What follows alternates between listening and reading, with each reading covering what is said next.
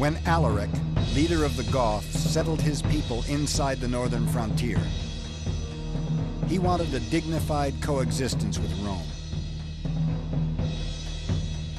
Alaric spoke Latin fluently, was well-read, and not about to be dismissed by pompous Romans.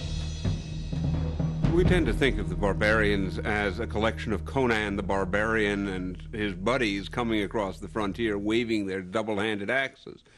This is quite far from the truth. By the time the barbarians come across the frontiers, they're beginning to be Romanized.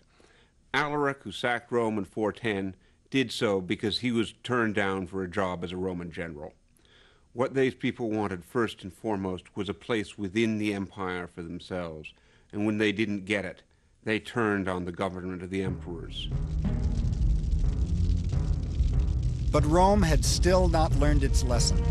Instead of building diplomatic relations with the Goths, local governors systematically insulted, starved, and overtaxed them. Alaric sent letters of protest to the emperor. They were ignored. When Alaric and his people finally descended on Rome in 410 AD, it was not to rape and pillage, but to drive home his people's protests and demand the decent treatment they'd been promised. To his surprise, as his armies swept through the heart of the empire, there was hardly a Roman soldier in sight. The truth was, many Romans were no longer prepared to fight the barbarians. Some even welcomed them. And so in the year 410, for the first time in almost 1,000 years, Romans awoke to find an enemy army camped just outside the city.